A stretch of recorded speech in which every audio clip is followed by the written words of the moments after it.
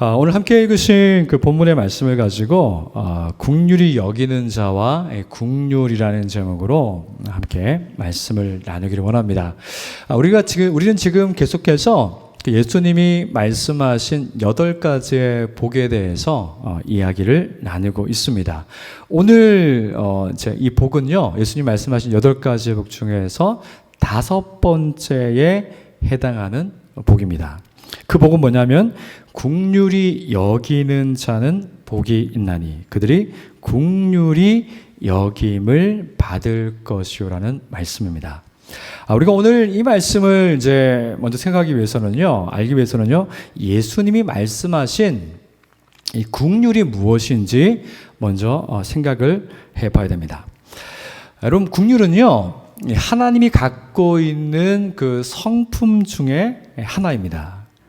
특히 출애굽기 34장 6절의 말씀을 보면요, 여호와께서 그의 앞으로 지나시며 선포하시되 여호와라 여호와라 자비롭고 은혜롭고 노하기를 더디하고 인자와 진실이 많은 하나님, 이렇게 기록하고 있습니다.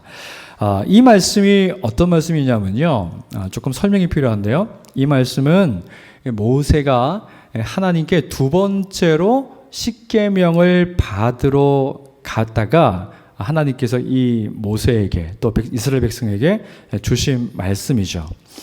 하나님이 모세에게 나타나시면서 하나님이 어떤 분인가를 하나님이 스스로 모세에게 말씀하는 장면입니다. 이 말씀에서 이 자비롭다라는 단어는요, 이 구약이 이스라엘 그 언어인 그 히브리어로 기록이 되어 있는데요, 이 자비롭다는 단어가 라훔이라는 단어가 사용되었습니다. 라훔. 이 라훔이라는 단어가 그 신약 성경에서 번역될 때에는요, 엘레오스라는 단어가 사용되었습니다. 그래서 오늘 예수님께서 말씀하신 긍휼히 여기는 자는 할 때 그 긍휼이라는 단어가 신약에서는 엘레오스라는 단어가 사용되었고 구약에서는 라훔이라는 단어가 사용되었습니다. 똑같이 긍휼이라는 뜻입니다. 그런데 우리가 이 긍휼이라는 단어, 이 긍휼이라는 하나님의 성품을 우리가 알게 되면요, 굉장히 놀라운 의미가 있다는 것을 우리가 알 수 있습니다. 아까 제가 그 말씀을 드렸다시피 원래 긍휼이라는 단어는요, 그 어머니의 자궁이라는 단어에서 파생되어져 나왔습니다. 이 긍휼이라는 단어 자체가 어머니의 자궁이라는 의미에서 가져왔어요. 아기가 10개월 동안 엄마의 자궁 속에서 엄마와 하나가 되어 있죠.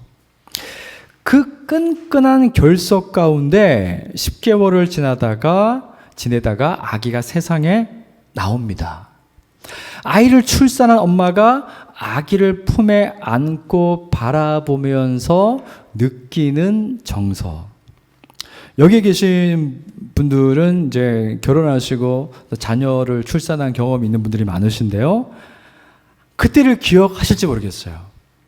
10개월 동안 아이를 내 뱃속에 품고 있다가 그 아이를 출산하고 내 품에서 그 아이를 안고서 바라보았을 때의 그 정서, 그것이 기억나십니까?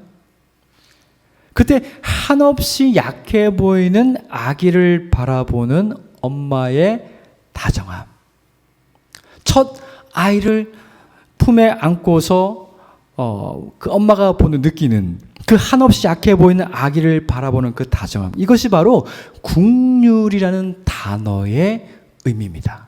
여러분, 이제 긍휼이라는 단어가 성경에 나올 때 이것을 늘 기억하십시오. 그래서 이 단어는 하나님이 여러분을 바라보실 때 어떤 마음인지를 잘 설명합니다. 시편 2편 7절의 말씀을 보시면요, 여호와께서 이르시되 너는 내 아들이라, 너는 내 딸이라, 오늘 내가 너를 낳았도다. 여러분, 긍휼이라는 단어는요, 엄마가 뱃속에서 아기를 10달 동안 품었다 출산한 것처럼 그 아이를 품에 안고 한없이 다정한 눈빛과 감정을 쏟아내는 것처럼 하나님께 여러분이 그분의 긍휼을 입은 자녀, 그와 같이 하나님의 긍휼을 입은 자녀라는 것을 말씀합니다. 언제부터요? 태초부터. 하나님 우리를 지으신 그때부터, 하나님이 아담을 창조하시고 우리를 계획하시고 이 땅에 하나님 우리를 지으신 그때부터 이미 우리는 하나님의 긍휼 가운데 있었습니다. 그래서 성경 전체가 이 하나님의 긍휼에 젖어 있습니다. 여러분이 하나님의 이 성품을 기억하시고 하나님의 이 긍휼의 마음을 기억하시면서 성경을 한번 바라보세요. 그러면은 성경 전체가 하나님의 긍휼의 성품에 젖어 있다는 것을 알게 됩니다. 아담이 창조되어서 하나님을 바라보았을 때 하나님은 한없이 다정한 눈으로 아담을 바라보시고 너는 내 자녀다. 내가 너를 사랑한다. 내가 너를 낳았다. 이렇게 말씀하십니다. 여러분, 하나님이 여러분을 긍휼히 여기신다는 것을 기억하십시오. 하나님이 여러분을 긍휼히 여기십니다. 여러분이 하나님께 어떤 존재인가를 아는 것은 너무 중요합니다. 제 아내가 딸을 보면서 자주 하는 말이 있습니다. 그게 뭐냐면, 어진아, 한번 안아보자. 그러면 딸이 안길까요? 안 안길까요? 절대 안 안깁니다. 절대 안 안겨요. 눈에 넣어도 안 아플 것 같아요. 근데 아마 이걸 이해하실 거예요. 엄마는 어진을 위해서 뭐든지 해줄 수 있어. 여러분, 자녀를 향한 이런 마음은 정상적인 부모라면 누구나 다 가지고 있습니다. 이 마음이 어디서 온 것이겠습니까? 이것은 하나님께로부터 온 것이죠. 여러분을 긍휼히 여기시는 하나님은 여러분과 온 인격이 모든 정서가 결속되기를 원하십니다. 엄마가 아이를 낳았을 때 그 아이를 품에 안고 있듯이 그렇게 다정한 눈으로 바라보는 그 정서를 하나님은 우리와 나누기를 원하신다는 거예요. 여러분, 이것을 기억하십시오. 그리고 그 하나님과 눈을 마주치고 그 하나님과 인격적으로 교제하는 그 은혜를 누릴 수 있기를 주님으로 축복합니다. 그리고 이제 두 번째로는요, 이 긍휼이 성경에서 어떻게 나타나고 있는가 하는 것입니다. 이 성경 말씀의 전체의 이야기에서 이 하나님의 긍휼은 어떻게 나타나고 있는가 하는 것입니다. 여러분, 결론부터 말씀드린다면요, 하나님의 그 자녀들을 향한 하나님의 긍휼은요, 변함이 없습니다. 사실 긍휼을 얘기할 때 우리가 이 부분이 참 중요합니다. 자신의 자녀들을 향한 하나님의 그 긍휼은요, 변함이 없습니다. 다만 자녀의 상태에 따라 하나님의 긍휼의 모습이 바뀌죠. 이건 안 좋게 바뀐다는 게 아닙니다. 하나님이 아담을 창조하시고 아담이 하나님의 말씀에 순종해서 땅을 기경하고 하나님이 창조하신 피조물들의 이름을 지어주는 모습을 하나님 보셨을 때는 하나님은 다정한 마음으로 바라보셨겠죠. 그런데 아담이 범죄하여 타락했을 때도 하나님의 긍휼은 여전히 아담의 삶을 덮고 있습니다. 아담이 죄를 짓고 자신이 벗었다는 수치감을 느꼈을 때 하나님은 그의 수치를 가려주기 위해서 가죽옷을 지어서 입히십니다. 아담의 죄에 대한 심판을 말씀하셨지만 심판만 말씀하신 것이 아니라 하나님의 긍휼이 아담을 떠나지 않고 있다는 것을 우리가 알 수 있는 장면이죠. 그리고 사실 우리가 이 심판을 이야기하지만 우리가 이 하나님의 심판 때문에 여러 가지 하나님의 심판이 우리 가운데 임한 것들이 있죠. 근데 그 모든 심판들을 살펴보면요, 하나님이 우리를 영영 죽이겠다는 심판이 아니에요. 진짜 심판을 담당하신 이가 계시죠. 우리가 범죄하면 죄책감을 느끼기 때문에 하나님이 우리를 떠나신 것처럼 생각합니다. 아니죠. 비록 죄책감의 결과로 하나님이 나와 더 이상 함께 하시지 않는 것처럼 느끼지만요, 그 감정은 죄를 지은 우리가 느끼는 것이지, 여러분, 하나님은 변함없이 우리를 긍휼히 여기십니다. 그것을 어떻게 알 수 있습니까? 이사야 49장 14절에서 16절의 말씀을 보면요, 여러분 잘 들어보십시오. 오직 시온이, 여기서 시온은 이스라엘을 상징합니다. 오직 시온이 이르기를 여호와께서 나를 버리시며 주께서 나를 잊으셨다 하였거니와. 여러분, 이 말씀은 이스라엘이 우상을 숭배하고 하나님을 떠나고 하나님을 반역하고 그 가운데 있으면서 하나님이 그들의 우상 숭배와 반역에 침묵하시죠. 그런데 그 하나님의 침묵 때문에 그들은 하나님 자신들을 떠났다고 생각합니다. 잊어버렸다고 생각합니다. 그런데 하나님은 말씀하시죠. 여인이 어찌 그 젖먹는 자식을 잊겠으며 자기 태에서 난 아들을 긍휼히 여기지 않겠느냐. 그들은 혹시 잊을지라도 나는 너를 잊지 아니할 것이라. 내가 너를 내 손바닥에 새겼고 너의 성벽이 항상 내 앞에 있나니. 여러분, 때때로 하나님이 우리의 죄에 대해서 우리의 어떤 인생의 여러 가지 문제 앞에서 하나님이 침묵하시는 것처럼 느껴질 때가 있습니다. 그런데 그것은 우리의 감정입니다. 하나님은 결코 우리를 떠나시지도 잊으시지도 않으십니다. 우리는 배은만덕해서 하나님의 사랑을 배신합니다. 배신하고 우리는 말하기를 여호와께서 나를 버리시며 나를 잊으셨다고 말하죠. 여러분, 살면서 혹시 하나님께 이런 비난을 해보셨습니까? 하나님이 날 버렸어. 나를 잊으셨어. 아닙니다. 하나님이 말씀하기를 젖먹이던 여인이 어떻게 자식을 잊겠으며 자기 태에서 난 아들을 긍휼히 여기지 않겠느냐. 그런데 그들은 혹시 잊을지라도 나는 너를 잊지 않는다. 나는 너를 잊지 않는다. 여러분, 이 말씀을 깊이 마음에 두십시오. 여러분, 하나님의 이 절절한 아버지의 마음, 이것을 우리가 알아야 합니다. 여러분이 이 땅에 살면서 어떤 속상한 일 때문에 공황장애를 겪을 수 있습니다. 가슴이 두근거리고 호흡이 어려울 정도로 마음이 힘든 순간을 만날 수 있습니다. 그래서 너무 힘들어서 그렇게 우리 입에서 툭 튀어나올 수 있어요. 하나님 정말 계시는 거 맞죠? 하나님이 저를 잊으신 거 아니시죠?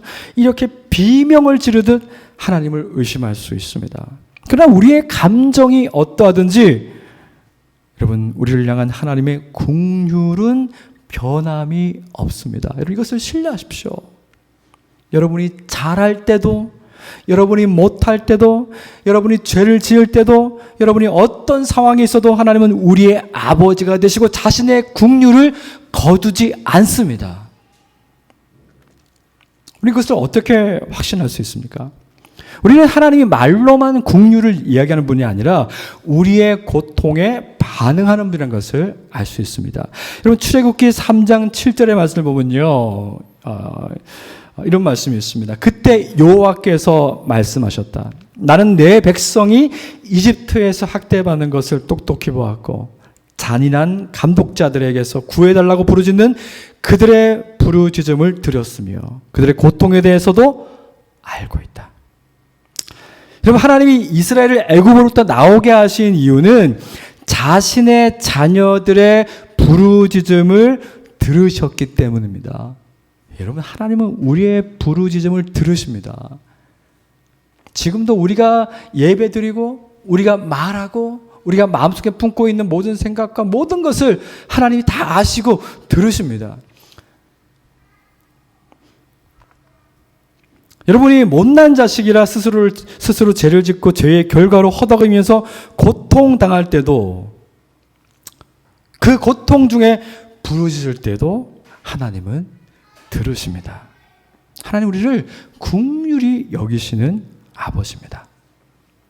이것이 우리에게 얼마나 큰 위로가 되는지 모릅니다. 여러분, 이것으로 하나님의 긍휼은 끝나지 않습니다. 우리를 긍휼히 여기시는 아버지는요, 큰 결단을 하셨습니다. 어떤 결단을 하셨습니까? 네, 자신의 흠이 없고 완전히 의로운 맏아들을 방탕한 탕자와 같은 우리를 위해서 대속의 제물로 내어 주시기로 결정하셨습니다. 여러분, 누가복음 15장을 보면요, 방탕한 둘째 아들에 대한 이야기가 나옵니다. 영어권에서는요, 이 방탕한 둘째 아들을 맞이하는 아버지를 어떻게 부르는지 아십니까? 네, 탕부 하나님이라고 부릅니다. 영어권에서 그렇게 불러요. 여기서 탕부라는 것은 어떤 뜻이냐면요, 이 탕부 하나님이라는 것은 영어로 이렇게 부릅니다. The prodigal God. 이 prodigal은요, 허비하는, 낭비한다는 뜻이에요. 둘째 탕자가 돌아왔을 때 아버지가 탕자를 위해서 베푼 잔치를 기억하실 겁니다. 여러분, 우리는 그 잔치를 그냥 아무 생각 없이 그냥 봐서는 안 됩니다. 그 탕자는요, 원래 그 중동에서 아버지 유산을 받으려면요, 아버지가 돌아가셔야 돼요. 근데 아버지가 돌아가시지 않았는데 아버지한테 자기 몫의 유산을 달라 그랬어요. 그럼 그거는 어떤 행위냐면은 아버지 빨리 돌아가시지도 않고, 근데 아버지 죽었다 생각할 테니까요, 빨리 내 몫의 재산 주세요, 이런 겁니다. 그런 아들이 아버지의 유산을 받아가지고 먼 곳에 가서 아주 방탕하게 살았습니다. 근데 그 둘째 탕자가 돌아왔을 때 아버지가 탕자를 위해서 베푼 잔치, 아버지의 모든 행동, 그 손에 가락지를 깨워주고 아버지의 옷을 입혀주고, 그 모든 행동이 낭비라는 것입니다. 아주 사실적으로 본 거죠.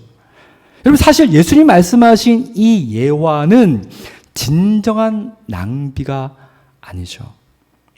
여러분, 하나님의 진정한 프라디글은 방탕한 둘째 아들과 같은 우리를 위해서 흠없고 완전히 의로운 예수님을 대신 십자가에 내어 두셨다는 사실입니다. 여러분, 한번 이런 걸 생각해 보셨나요? 우리가 하나님께 이런 사랑을 받을 자격이 정말 있을까? 여러분이 하나님께 이런 사랑을 받을 자격이 있습니까? 우리는 그 둘째 아들, 방탕한 둘째 아들이 돌아온 정도가 아니잖아요. 맏아들이신 그리스도께서, 아무런 흠이 없으신 그 그리스도께서, 아들께서 우리를 대신해서 죽으셨잖아요. 여러분, 우리에게 아들을 주시는 것은요, 하나님 편에서 낭비가 아닐까요? 예수님을 믿기 전에만 방탕했던 게 아니라 예수님을 구원자로 믿은 후에도 우리는 여전히 방탕할 때가 많습니다. 이건 제 개인적인 고백이 돼요. 진짜 내가 어떻게 하나님의 사랑을 받았는데 이렇게 사람이 안 변하냐. 저를 볼 때마다 어떤 때 막 통한의 그런 막 가슴이 막 힘들어지는 그런 감정을 겪을 때가 있어요. 참, 그 하나님의 사랑이 얼마나 큰데. 맏아들을 내어주시는 그 사랑 앞에서도 우리는 여전히 하나님 앞에서 방탕한 둘째 아들처럼 행동할 때가 많습니다. 여러분, 하나님은 낭비하고 계십니다. 그 사랑을 낭비하고 계세요. 그 은혜를 낭비하고 계세요. 아들을 주시는, 의로우신 아들을 주시는 그 하나님은 낭비하고 계시죠. 여러분, 하나님이 맏아들을 주시면서까지 우리를 구원하신 것이 낭비라고 어떤 사람들은 말할 수 있습니다. 하지만 이걸 아셔야 돼요. 이걸 아셔야 됩니다. 하나님이 우리를 사랑하시는 진정한 국률의 아버지시라면, 저와 여러분을 정말로 사랑하시는 진정한 국률의 아버지시라면 하나님은 낭비하시는 것이 아닙니다.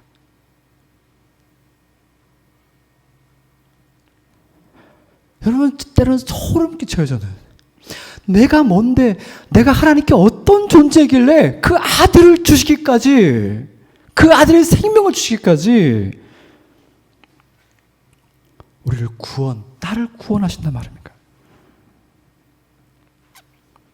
여러분, 하나님은 우리를 사랑하시는 아버지시기 때문에 자신의 국률로 아들을 주시기까지 우리를 사랑하시는, 아낌없이, 낭비하신 것이 아니라 아낌없이 베푸는 아버지라는 것을 알 수가 있습니다. 마치 낭비하듯이, 물 쓰듯이 우리에게 자신의 국률을 베푸는 아버지가 우리의 하나님이라는 것을 알게 될 때 우리는 전율하게 되죠.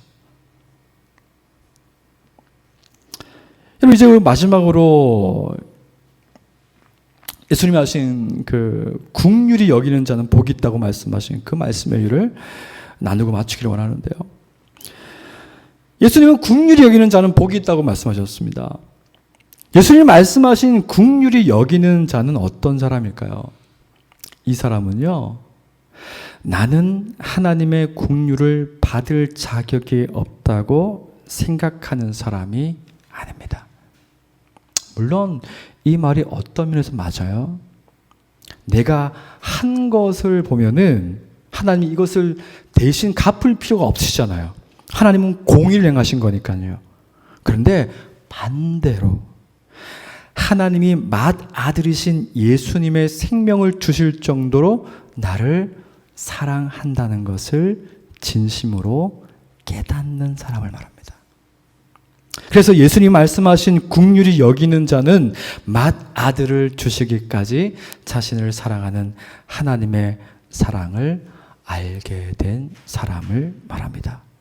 그리고 주님은 그 사랑을 알게 된 사람들이 국률을 베푸는 것은 당연한 것이라고 말씀합니다. 여러분, 우리가 다른 사람에게 국률한 마음과 국률의 정의를 나누면서 살지 못하는 이유는요, 다른 데 있지 않습니다. 우리가 아무리 그리스도가 나를 위해서 죽으셨다고 수없이 복음을 들어도요, 그 복음이 우리의 깊은 내면 속에 들어와서 우리가 얼마나 하나님께 사랑받는 자녀인지를 깨닫지 못하면은 우리 마음의 변화가 일어나지 않아요.